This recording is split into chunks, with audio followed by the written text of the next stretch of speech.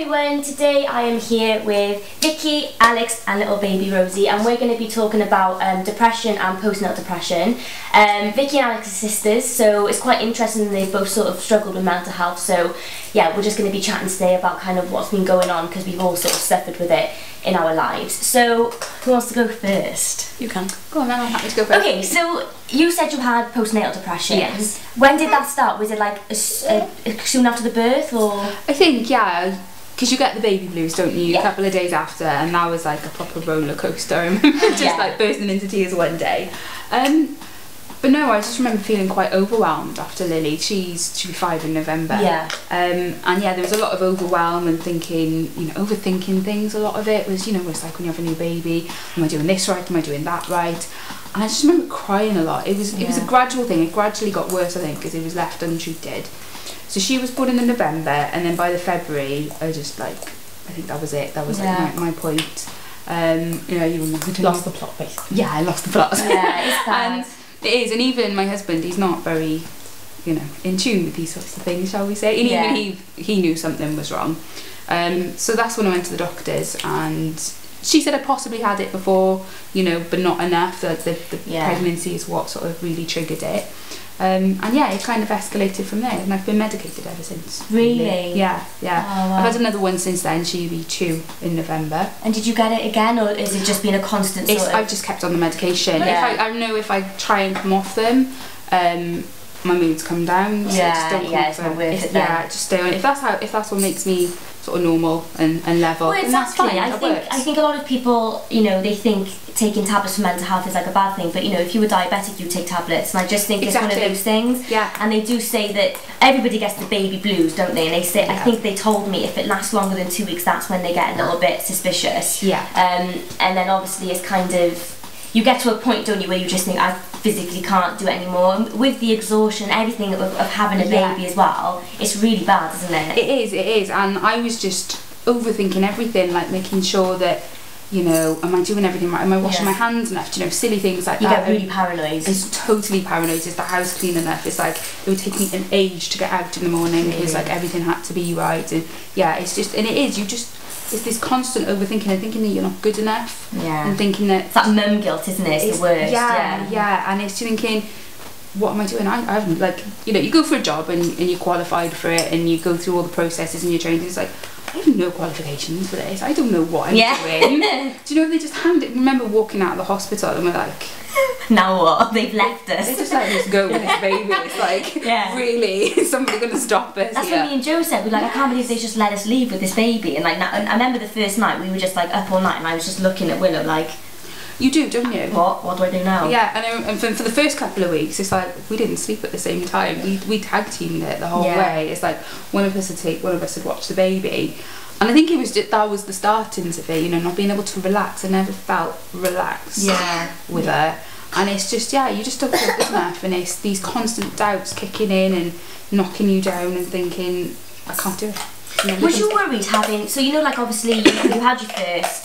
And that you had it. Was you worried to like have another one because you didn't know how you were going to be? Yeah. When we were planning her, actually, as soon as I got pregnant, I went to the doctors and explained straight away, that I'm pregnant. I'm only just pregnant, but I'm on medication. And they had to change me because I was taking citalopram. Yeah. So they changed me to fluoxetine. Right. Okay. Because that's better during pregnancy. And I was really, thinking, oh God, this is going to get out of hand again. And obviously, this time I'm working and I've got a baby. Yeah. So it's that much more.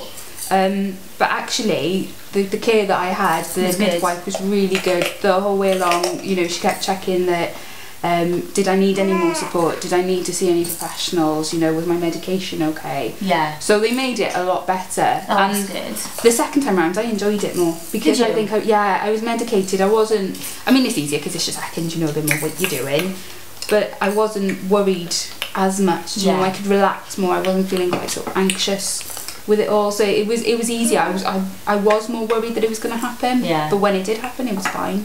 It was a lot more relaxed. And did you ever think of like doing counselling or anything like that, or was it just the medication for you? I talked to the doctor about when I first went, and she gave me all the options like counselling, CBT or medication, and she recommended that I start medication first. And see how I got on with that. And to be honest, I found that so good that I never went back and did any counselling or anything.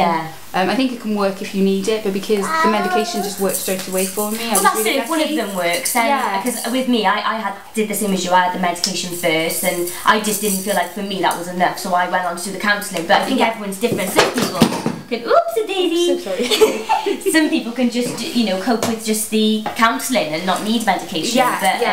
I think you just got to see what works for you, and you know. So you're feeling better now, would you say? Yeah, definitely. I notice if I don't, you know, I'm not one. I do forget to take it some days. Yeah. You know, and then I notice if I haven't taken it. Oh, do you? You notice the change? Yeah, and I might miss it for like 2 days and then think, oh gosh. I mean, my husband's like, have you taken them today? Yeah. You need to take them.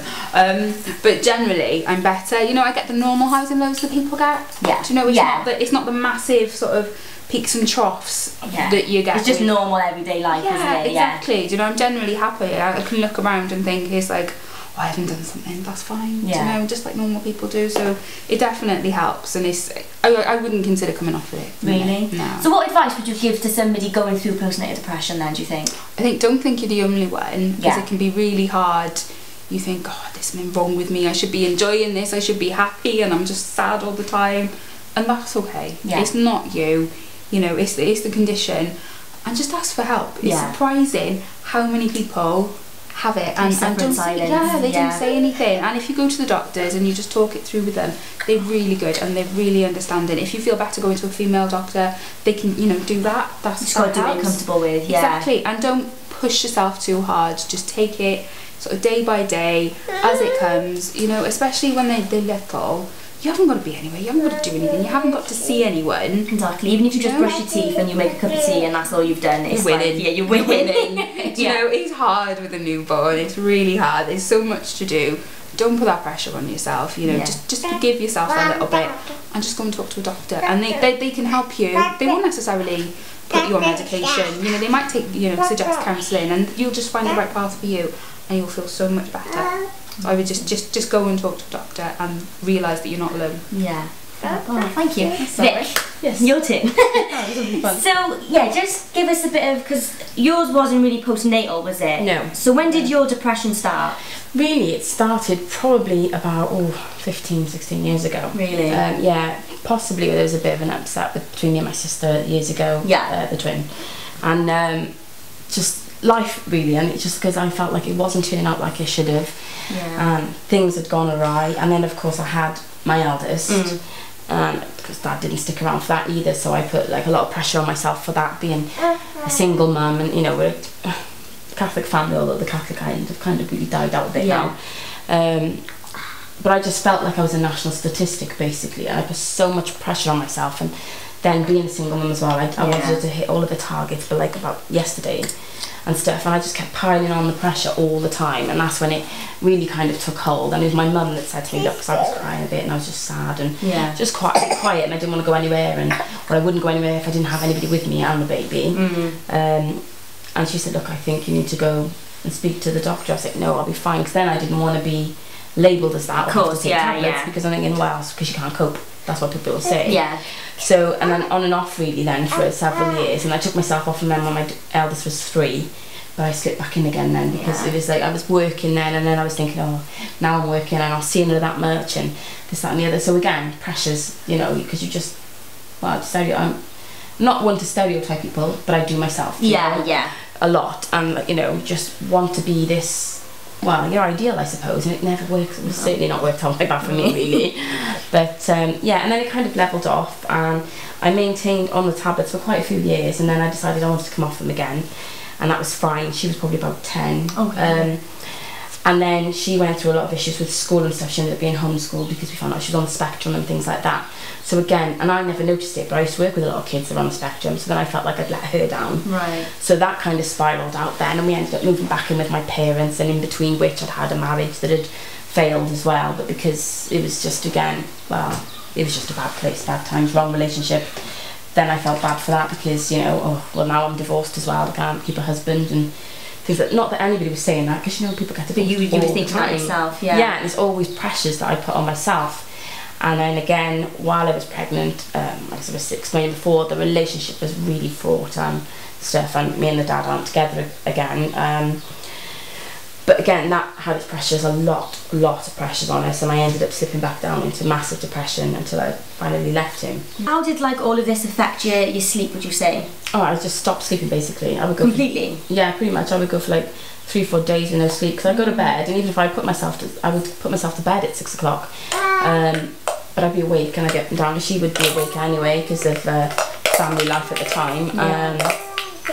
You know, arguments and things like that and stuff like that, so she would wake up on and off, and her pattern was out then because I was agitated, so she would sleep for 20 minutes and wake up, so I'd be awake anyway. And then, oh gosh, yeah, sounds tough. Yeah, really hard, and I looked like death, to be honest, and I had lost a hell of a lot of weight. I just looked, my hair was falling out, I had really? Yeah, it had gone in patches when I had barely any hair left. Really gaunt as well. Yeah, I looked, well, yeah, I had bones sticking out and things like that. I mean, I got to a size. So it got really bad. Oh, then? really bad. Yeah. I mean, I got to like a size 8. I was almost a size 6, and my feet are bigger than that. They've never been that small ever.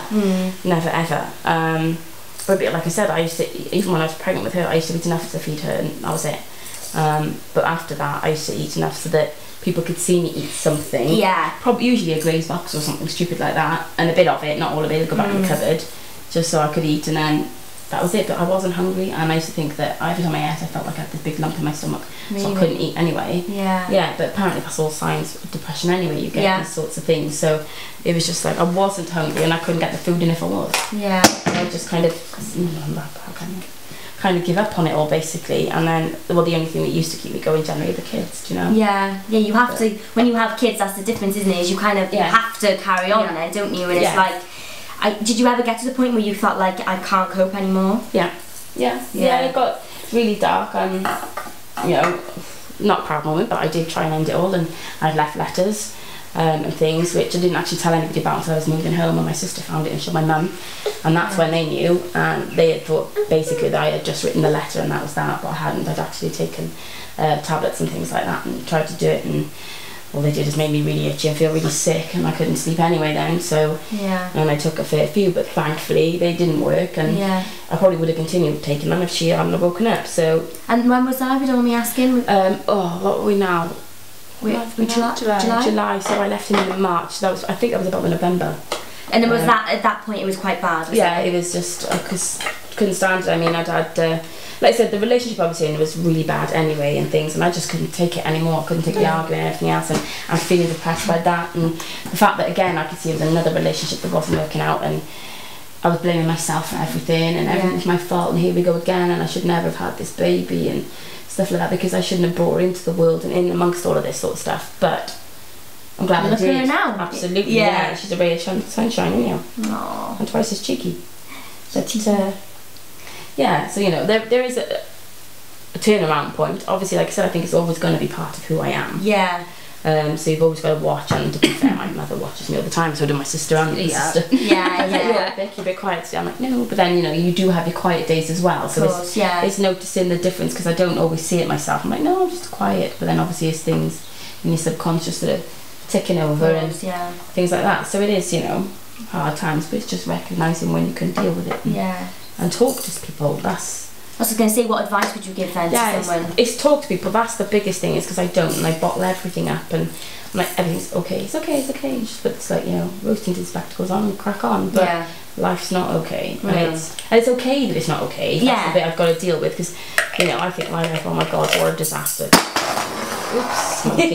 You know, I've got, like I said, I've got the 2 children. They both have different dads. I've had a marriage in between that didn't work out. I didn't have a child with that one. But again, all of those are like things that I attach to myself. But in general, people probably don't actually care about, because I'm nothing to no one in that sense. And not only that, it's made you who you are today. Yeah. And you've got 2 beautiful girls because of it. They wouldn't be then if you hadn't been through all that. No, and I just think sometimes, because I look at my other sisters and I think, well, they've, you know, she's done the marriage and the 2 kids in the house, and then, you know, even you've got the baby and the boyfriend, and I think people, but then everybody's different, you know, they are different, and it's just the way life is, you know. And also then, I'm not, when if it doesn't work, work as well. At some point I do kind of think, well, I'm not sticking this out because I don't have to. Yeah. But then I isolate myself for that. So it's, like I said, it's just because of your own perceived ideas of yourself and your own pressures. Yeah. And I think we just all, I think really as a nation we need to stop giving ourselves so much hard time. That's it, we are our own worst enemy, and that's one thing that my counsellor said. Everything that I was saying, she's like, Sherelle, you just blame yourself for everything. And I was like, I didn't even realise I was doing it. No. But CBT really helped me because I learned to sort of like stop, because I get guilt from like the first 3 months. I was just in bed. All I could do was breastfeed. I couldn't do anything else. Joe was doing everything, and I still now to this day feel guilty. Yeah. But what people remind me is but you got over it, and absolutely. I didn't choose it. You know what I mean? It's like nobody chooses to be depressed. No, that's the thing. Yeah, and that's the hardest thing because people think, oh, we'll just snap out of it. It's not that easy. That's the worst thing you can say to somebody. It is. Yeah, so frustrating. You know, and it's like I said, her father never used to understand it. He used to say, well, it's just a state of mind. People, you know, you can get out if you want to. You don't need to be medicated forever. And then I stopped taking the tablets when I had her. Yeah. Because he would go on about it all the time. And then he was having a moment because I didn't take the tablets. But it became a thing like, you taking your tablets? And I was like, well, no, I don't. I'm not taking them. I don't need them. You won't tell me that I need them. Because he wasn't saying it in the caring manner at the time. No, yeah. And then I'd stopped taking them for a while, and then that's when I think things got really bad, and that's, you know, when the bad stuff happened. And then I kind of thought, nope, so I went back to the GP again and got some more. Yeah. But I think the mistake I made as well is when I found out I was pregnant, I stopped taking everything because I didn't want to take any medication at all while I was pregnant, because it's just like, I kind of become, again, I have to be the perfect mum carrier and stuff, and I cut out sugars, I cut out bad carbs, like, everything. I used to Google every piece of food that I ate to see if it was any good for me or what it would provide for the baby and stuff, you know, to the point it was obsessive really, looking back. Again, I just think because that's a pressure I applied to myself. Nobody says to me to do that, but it's just, I think it's just the way I'm made, basically. You know, but... Well, if you think we were pregnant pretty much at the same time. Oh, were you? Yeah, mine, she's 6 months older, so there's like a 3 month, 4 month overlap, I think, isn't there? And I wasn't like that when I was pregnant. I was eating everything. So there was no pressure coming from anywhere else. I think it was. Oh gosh, no. And to the point that people say, well, you can't eat too much. No, I won't eat it. And I could think of all these reasons why I shouldn't eat it. Yeah. Do you know, even a piece of toast? No, I won't eat that because of this, that. Like, and really, they were just ridiculous. But I suppose they were ways of. Because sometimes I feel like I'm out of control, and when, I don't know how you both were, but when I was pregnant I felt like I wasn't in control of my own body, and it was growing, and then, you know, like, your chest grows, and then your backside grows, and you're thinking, oh my god, I just couldn't cope, and it was just like, so I think I used that then, as that was my control point. I can't control what's happening, but I can control what I put in there. Yeah, sure, you know? And again, it's just your own pressures. So pressure's the worst, isn't it? Yeah, it really is. And it's like I said, it's not because anybody puts it on me particularly, it's just me. Yeah. So, but even that then, like sitting here now, I think, oh god, it's me, and I sound like I'm really pathetic. But then, because it's in there, it's your way in it, you know, and I can sit and think about this later and whatever else, and you feel down, but then I know I can go home and take my tablet and I'll be alright. Yeah. But it's a vicious circle. But like you say, I talk, and my mum listens, she listens, Donnie, my sister listens. I go to this class this afternoon, and they'll listen, and it's just a matter of talking all the time. Talking is so honestly, because you hear of, like, because I was reading up about like men, like the suicide rates for men and stuff is because like they don't talk as much as we do, and I think as men, you know, you have to be strong and you can't talk about emotions, and I just think it's really sad that some people, they bottle it up to the point where then they can't take it anymore. So I think talking about, I always say to people, just even if you've got to tell your next door neighbour, whatever, just get it out, or even if you just write it down or whatever. Just get it out of your own head. You need to get it out of your own head, because when it's swirling round and round in there, it's just like, I used to get to the point where I would feel like there's so much noise going on in my head, I just couldn't cope. And some people will keep themselves busy and distract themselves, but with me, I would like torture myself and lay there in bed and just listen to it all, which is like not a good thing to do, but we all sort of deal with it differently, don't we? Yeah, exactly, and it's just this thing that's this big becomes this big because you're just piling stuff on top, and you're not releasing it. When you say it out loud, you're like, actually, that's not that bad, is it? Yeah, and you can sort of, what you're thinking in your head is all, you think it's awful, but then, like you said, when you say it out or you write it, you realise, actually, it's not as bad as I think, or whatever, so... Yeah, it's true, and problem shared. Yeah. Problem halved and all of that, like, you know. And you can get someone else's perspective on it, and they go, well... Especially like I suffer like really bad with paranoia and stuff, and thinking, oh my god, they're talking about me. I'm not that interesting. Why are they talking about me? They're really not. Do you know? And it's like things like that, and it's like, no, they're really not doing that. And it's just saying it out loud, and you think, actually, no, I am being a bit sort of daft here. Do you know? Or like, you know, even if you say, like, I'll say to my husband and he'd be like, no, that's not what it is at all. That's the thing about mental health though, it just convinces you of anything, doesn't it? It like, does. It's awful, it really is. The things I've got health anxiety, and after I had Willow, when I say I was 100% I had cancer, I mean, I found a lump in my groin and it was just a harmless little lymph node. Googled it, and then, oh my god, I was writing letters, I was thinking, right, okay, I've got to write birthday cards each year, and that was just one simple thought that just snowballed to the point where I spent hundreds on scans, because the NHS were just saying, right, you're fine, and it was awful. Have you got it as well, have anxiety? Oh, all the time, don't I? Yeah. Really? My mum says, stop reading the internet. I've had lupus and all sorts of things. Google it's a nightmare, and I just think, oh my, I mean, I've got a few health issues anyway. I've got Ehlers-Danlos syndrome, and I've got what they call POTS, is postural tachycardia syndrome. Right, okay. Yeah, which is it's all easily managed, but then lots of things from there can manifest, and even things I had when I was a kid. I was saying to my mum, look, I think I've got this, and it's called mast cell activation syndrome. That's it. Because that's what I'm being tested for at the moment. That's it. And I said to my mum, I think that's what we had, because we had loads of allergies and stuff. Yeah, and stuff like that. And I said, Mum, that's definitely what I had. Just get off the internet. Oh, for goodness sake, I'm going to take your phone off you. But I think, oh my god, but what if I do die? And you know, if I find the odd lump, I'm thinking, oh my god, I'm going to die. And I can't say my kids are not going to have me. And, and they got, you know, their dads aren't here, so what's going to happen to them? And, oh my god, I have to get it so my parents can have them. And it's awful, isn't it? Ridiculous, do you know? And you think, if anybody else was saying, you think, hypochondriac. Yeah, do you know, I know. She was like, yeah, but that's different because I do have that. I know I have it. With me as well, it's not just, so like when I thought I had that lump and I thought it was like cancer, it's not just like it's cancer, it's like it's going to be the worst type and I'm going to die within 6 months. Yeah, it's like there's no like, oh, you might have treatment and get better. It was like, no, I'm going to die from it and that's going to be already. Coughing. Yeah, it's bad, isn't it? Oh, it is, but like I said, we can't help it, can you? But then I suppose you go yourself and think, oh god, that's so ridiculous. Yeah, when I look back now, I literally, like, I laugh about it now because I think of how bad, and I think I've got to laugh about it, otherwise I'll cry because it's that bad. And I just think, you know what, it's a good lesson, and like now I've decided I'm going to write a book on health anxiety because I think it's one of those things that people suffer with, and massively, it's not just being a hypochondriac, it goes a level beyond, like you fully convince yourself, you know, and I started getting all these symptoms. You were saying if you've got a pain down your leg, well, my leg was throbbing, and the brain is amazing in terms of what it can do. Yeah, it is. It's cruel. It is very cruel. Oh, you good. Well, you look at you. You're all innocent, aren't you? Well, thank you so much for doing that, and you were so honest and amazing. And I'm going to link Vicky and Alex's. Like, are you on your Instagram, Vic, aren't you? Yeah. Instagram? Instagram. I'll link both their Instagrams so that if you feel like you want to reach out and chat, they're there to speak to you. And yeah, I will see you next week for episode 5. And thanks for watching. Bye.